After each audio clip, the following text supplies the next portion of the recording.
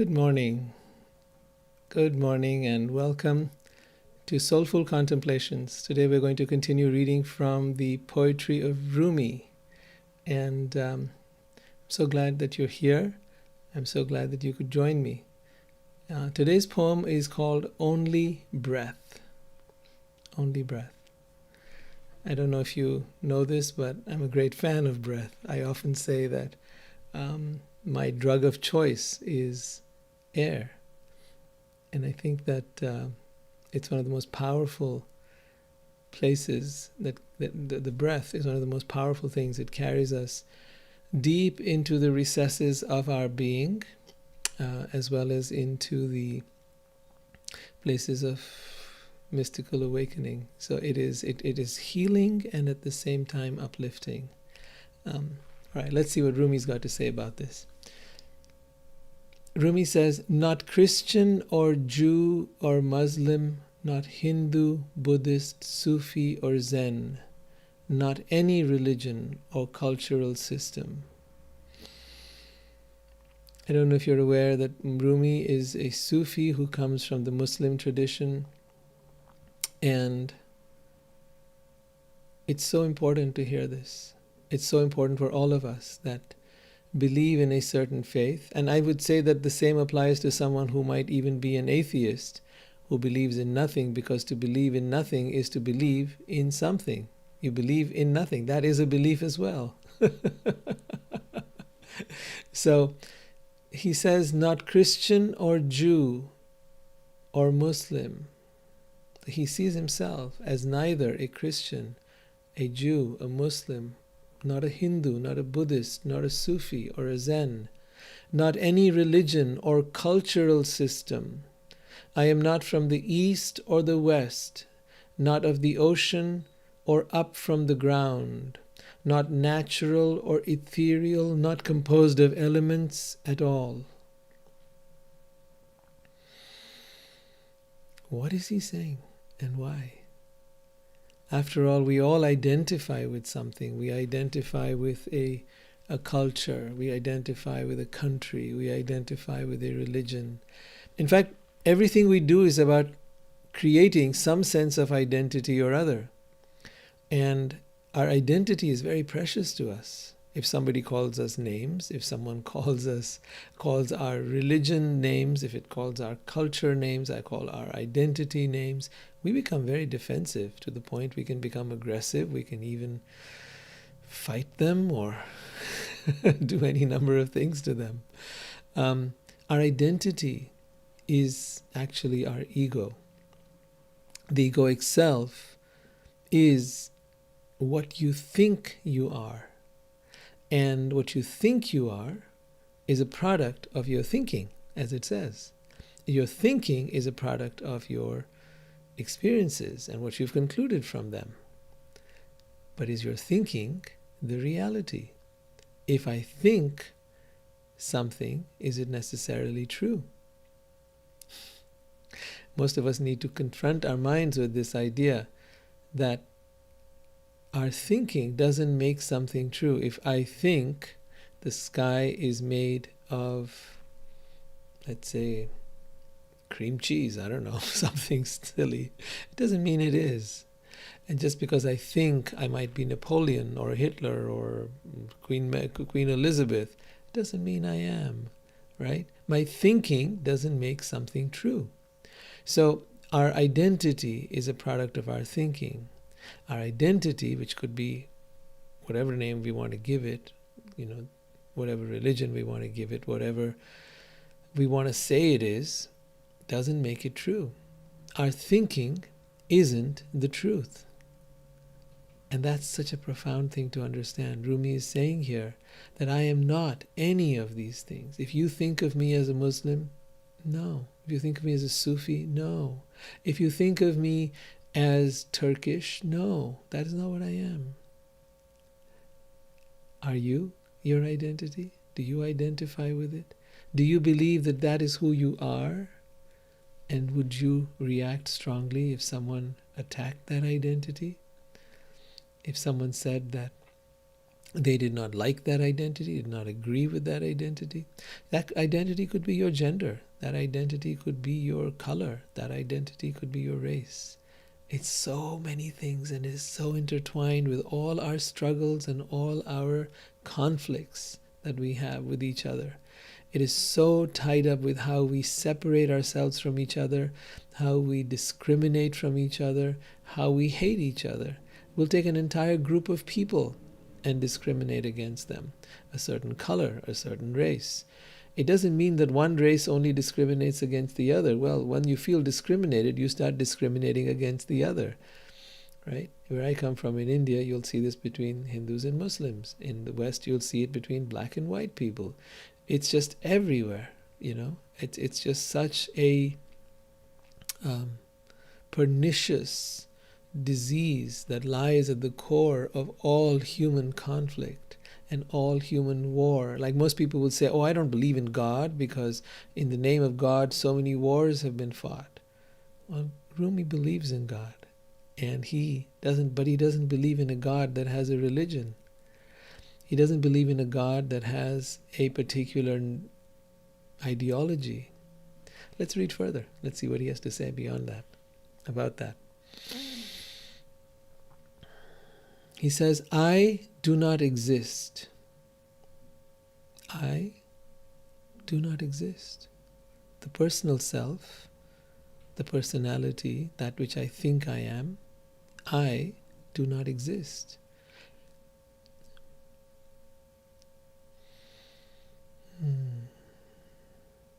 I am not an entity in this world or the next. I did not descend from Adam and Eve or any origin story. I do not exist. I am not an entity of this world. Ooh. Do you relate to that? How do you think about that? Do you see yourself as perhaps not belonging here? I often come across people in the course of my work as a spiritual counselor who tell me, I feel I don't belong here. And they're right. You don't. You don't. You're a traveler. Musafir is the word we have in Urdu.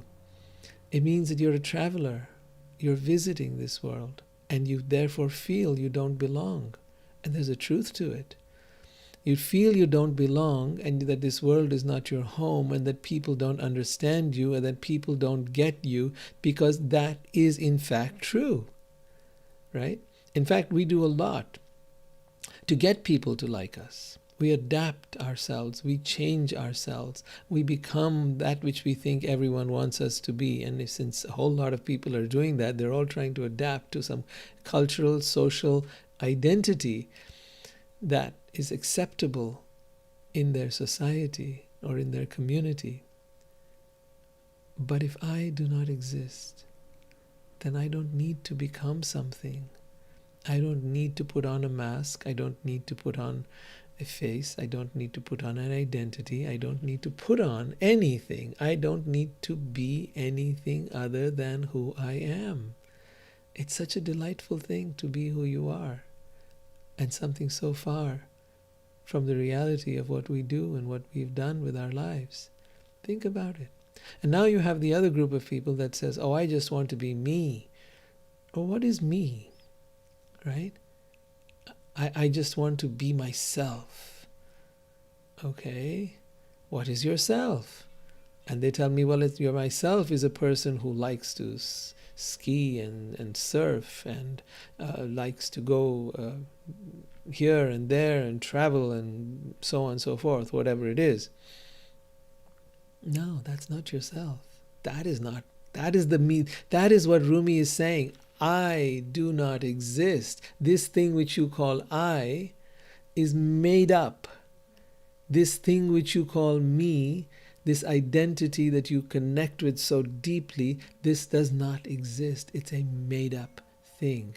And as a made up thing, it's very fickle. It's very fragile, right? If someone takes it away from you, you're going to feel very empty. You haven't found the real me. The real me does not exist as a thing. It is no thing. no thing, right? It doesn't exist as an entity. It does not exist as a body. It does not exist as a face. It does not exist as a personality. It does not exist as a story. It does not exist as a part of this world. It is in this world, but as Christ said, to be in the world, but not of the world. It is in the world, but it is not of the world. You see, there is such a difference in that. There is such a beauty in recognizing that I am here, but I am something else. I am not perceivable even. You cannot see me. You say you love someone, but who is the someone you love? Do you even know them? Have you ever met them? You say you want to love yourself, but have you ever really met yourself? The self that you want to love is not the one in the mirror. The self you want to love is not the one who you think you are. Go deeper, go even deeper. Go deeper until you find the real self. Because when you find the real self, you'll know that the self doesn't require you to love it. The self is love. It is an radiant expression of the divine as love. It is love by itself. You have found the core. And from that, you can go ahead and love your body and love your mind and love everything else and everyone else, and that's fine. But self-love really begins from there, right? So think about that. And let's see what Rumi's got to say. Oh, and he goes even further with this thing. I do not exist. I am not an entity in this world or the next. I did not descend from Adam or Eve or any origin story, right? So he is denouncing all origin stories in one shot. Whether you say that you originated from apes and monkeys, and whether you came from a big bang, or whether you say you came from heaven, or whether you say you came from whatever. He says, or Adam and Eve. He says, I did not descend from any origin story. It just takes it so beautifully, so deep. My place is placeless. My place is placeless. A trace of the traceless. Trust Rumi to do this, to say it so beautifully. My place is placeless. Where are you? Where do you exist? If you say, here, I'm here. Look at me, I'm here. Come on. No, your body is here. But my mind is here. No, that's also not you. Your mind is here. Your thoughts are here. Your emotions are here. But where's you? Who's the one that's having the thoughts? Who's the one that's having the emotions? After all, it's your mind. And you are having thoughts. You are having emotions. Where are you? My place, he says, is placeless. So you cannot say that the soul is here. If I am the soul and I am that thing that is observing the thoughts, the thing that is having the thoughts or the emotions, then where is that place where I am? And he says the place is placeless. It is not about being here in the heart or being there in the somewhere else. No, that place of the soul is placeless. I don't think anybody has ever been able to tell you where the soul is located. It is non-localized. In fact, it does not have a place. It is here, and that much is true. And it is witnessing this world, and it is having these experiences. That much is true. But beyond that, it has no place. My place is placeless, he says. Right? A trace of the traceless. A trace of the traceless. A symptom, an expression of that which cannot be traced, that which cannot be known. Call that God, call that spirit, but the trace of the traceless. Neither body or soul. I am neither body or soul. Right? So that might conflict sometimes when you think body or soul, because different people use different words for soul. I was recently talking with a Christian friend, and she said the soul, according to them, is what they call the breath life. And the breath life, according to them, is the part of us that is got a certain likes and dislikes, that has got a certain characteristics, certain quality. I said, oh, so you're describing the ego, but that's what we would call it. So sometimes people use soul as that, as the personality. So I'm not really sure. But I think that even the soul being made into an identity is something that Rumi is saying, hey, don't even do that. It is not even an identity. Don't even try to make it into something, when in fact it is nothing. I belong to the beloved. I belong to the beloved. Here Rumi is not talking about some lover of this world, nor is he talking about some lover that he is in relationship with. He is talking about the divine. He is talking about God. I belong. Not only I'm in love with, I belong to the beloved. Who do you belong to? You may say, I belong to a certain nation. No. You existed before this nation. You existed before time. You existed since eternity. You existed before you had this body. You existed before you came into this life. You existed and will exist eternally. How do I know this? Because your energy. How do I know this? Because in fact, you can feel.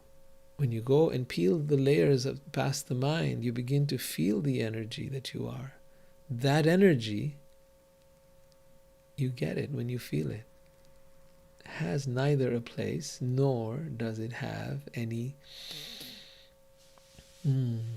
one that it belongs to. Not this, certainly nothing of this world. So he says, I belong to the beloved. I belong to the beloved. The beloved is the divine. The beloved is God. Whether you personify that God or whether you think of that God as an energy, whether you think of it as the light and the universe or whether you think of it as a being, it really doesn't matter. Some would say one comes from the other, that from the universe or the light comes a being God, and some would say from the being God comes the light. Doesn't matter. And some would say there is no being, and some would say there is no light. And hey, guys, there's nothing to argue here. The fact of the matter is there is something, some intelligence that created all that we see around us. And that something, whatever that is, whatever name you want to give it, whatever religion you want to belong to, please go right ahead. But what is important is to get to connect with that, to feel that, to experience that. Get past the words, get past the names, get past the illusions, and experience it within yourself. Because once you have experienced it within yourself, you will say what Rumi says, not Christian or Jew, or Muslim, not Hindu, Buddhist, Sufi, or Zen, not any religion or cultural system. Because when you have experienced that, you will know that it that is God, and it that is you, and it that is everyone in this world, we are just here traveling and experiencing. We are here as spirit, non-physical beings. So he says, I belong to the beloved. If there is any truth, it is that.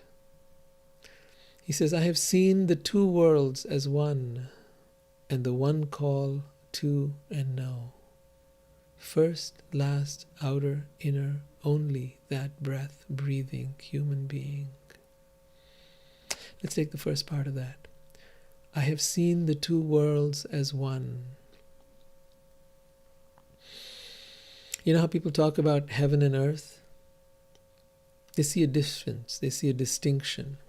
They see that there is one world out there and there is one world out here. And this world is a world of suffering, and somehow I want to get out of this world and I want to get over to that world, right? That world where everything's going to be all right. We long for that.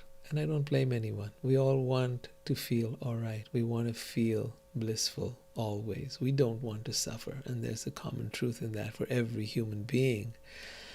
However, one who has truly awakened and connected with their spirit, with their soul, who has peeled through the layers of the mind and the ego and come and landed in their eternal home here within themselves, will experience what some have called heaven on earth, will experience that there is no suffering.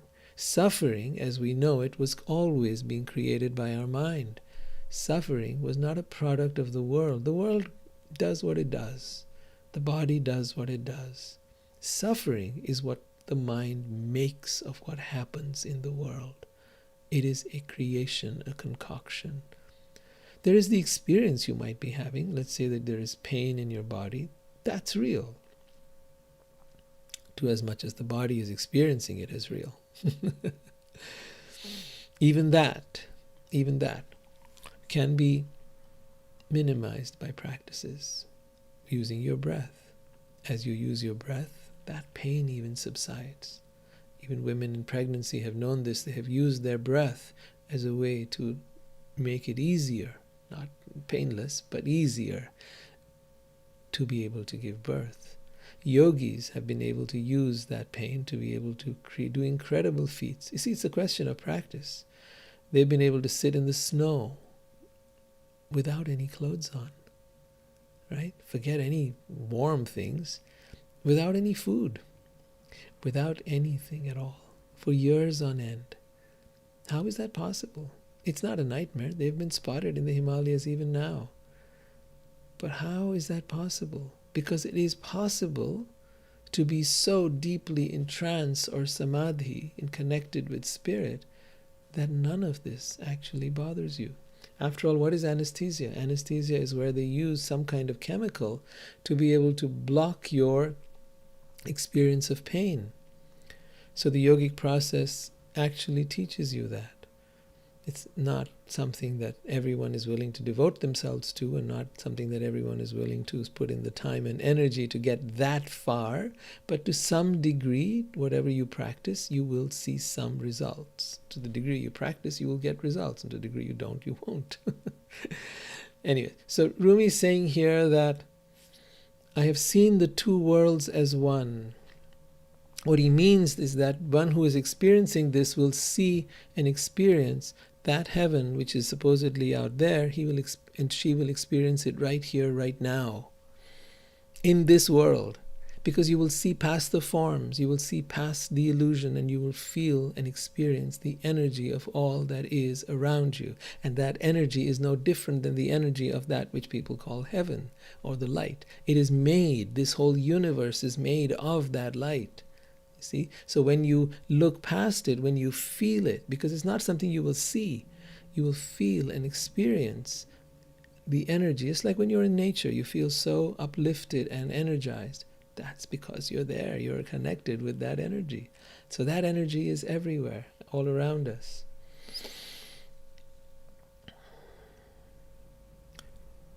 I have seen the two worlds as one.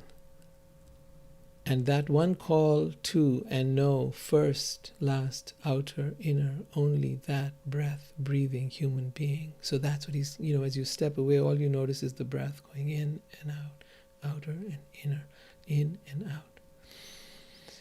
Then he says, there is a way between voice and presence where information flows. There is a way between voice and presence where information flows. Now, unless you have actually stepped into this realm, it may be hard to understand. But I'll read one more line and then we'll explain it. In disciplined silence it opens. With wandering talk it closes. There is a way between voice and presence where information flows. In disciplined silence it opens. With wandering talk it closes. So, what he's referring to here is when you practice silence, there is a voice that arises within you that brings you all the information you need to know, and all that is to be known and all that remains to be known is known within you. There is nothing that you need to run to podcasts and books and anywhere else. I found this to be true as I began to write, and I've noticed that it is when you are mingled with the world and you are talking endlessly, you will not feel that silence within you. That silence requires you to withdraw. Stop talking. Shut your mouth. Shut your mouth. and shut your thoughts and shut your mind, and then be within. And as you are within in that inner silence, you will hear the guidance, the voice of stillness, the voice of the divine, the voice of God. In fact, in the Bible, I think Christ says that as well. He says that, be still and know that I am God. That stillness is something Rumi, as a Sufi, is talking about. That stillness is something that Krishna talks about in the Bhagavad Gita. So you'll find it spoken about everywhere, because it is in that stillness that God reveals him and herself. It is there that you can hear the guidance that you need on how to live your life. But more important than all, on the purpose of life, on why we're here and what this is all about. If you like these conversations, if you like this exploration into different writings and of Rumi and other poets, I'm going to be doing this on a fairly regular basis. So tune in, 9:30 in the mornings. I'm here on Monday talking about Rumi, and we'll probably do it on other days as well, but I don't want to promise anything yet, so we'll try to get there as best as possible. I thank you so much for being here and for sharing in this beautiful poem today by Rumi, and I hope that you will join me on a regular basis. I am on Instagram as rohitjuneja.us. You'll find my videos on YouTube, and you'll find me at rohitjuneja.com. Thank you so much. Have a wonderful day. The poem today was Only Breath. So focus on your breath, and I'm sure you will find the same experience that Rumi is having here. God bless. Thank you.